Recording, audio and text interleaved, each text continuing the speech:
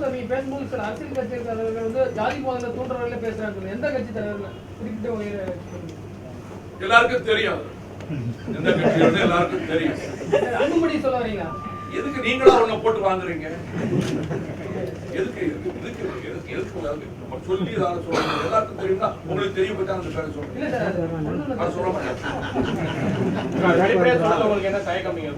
தயக்கம் என்ன தயக்கம்? இல்ல நீங்க வெளிப்படையா எதுக்கு சொல்லணும்? இல்ல நீங்க ஜேஎன்யூ இந்த மாதிரி ஹைதராபாத் நியூஸ்ல பெரிய போராட்டம் நடத்துறீங்க. இதுக்காக தனியா ஒரு போராட்டம் நடத்துறீங்க. இல்ல இந்த சம்பவத்தை வந்து நாங்க எதுக்கா ஒரு பேரை சொல்லணும் அவசியம் இல்லை. இல்ல அது போன்ற தலைவர்களை சொல்லுங்க. அவசியம் இல்ல. வேற கேள்வி கேளுங்க.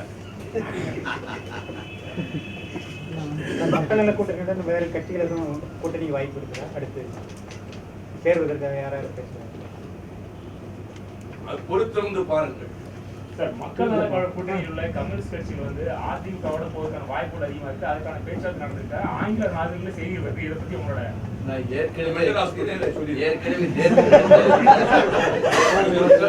முற்பகல நடந்த பொதுக்கூட்டத்துல மக்கள் கூட்டணி சார்பாக நான் பேசுகிற போது தினகரன் நாளேட்டுல மக்கள் கூட்டணியை கலைத்து விடுவார்கள் என்று காலையில செய்தி நடந்துட்டு இருக்கிறப்பவே கலைஞர் டிவில மக்கள் கூட்டணி உடைகிறது செய்தி வந்து நண்பர் எழுதி கொடுத்தாரு. நான் என்ன சொல்றேன்னு சொன்னா, இப்படி உடைகிறது கலைக்கப்படும் ஒற்றுமை இருக்க மாட்டாங்க யாராவது சொல்றாங்கன்னா அவங்கள மென்டல் ஹாஸ்பிட்டலுக்கு அனுப்பணும்னு சொல்லியிருக்காரு.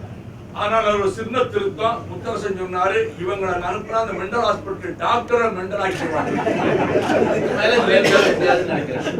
ஆகவே அப்படி எழுதுறவங்களை பேசுறவங்களை மென்டல் ஹாஸ்பிட்டலுக்கு அனுப்பி விடுவோம் என்று சொல்லுகிற போது கேள்வி கேட்காதீங்க. அதாவது காலேஜ்ல படிக்கிறப்ப ரிப்பப்ளிக் சீரியல் சண்டை படம் இவ்வளவு விரும்புறது 1-2 பேர்.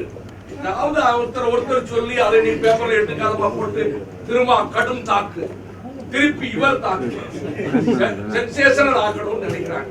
நாங்க பொறுப்புணர்வோடு விஷயங்களை பேசுறோம். விஜயகாந்த் எப்ப சார் வராருன்னு வருவாரா வரமாட்டாரா? அது உங்களுக்கு முதல்ல தெரியும்.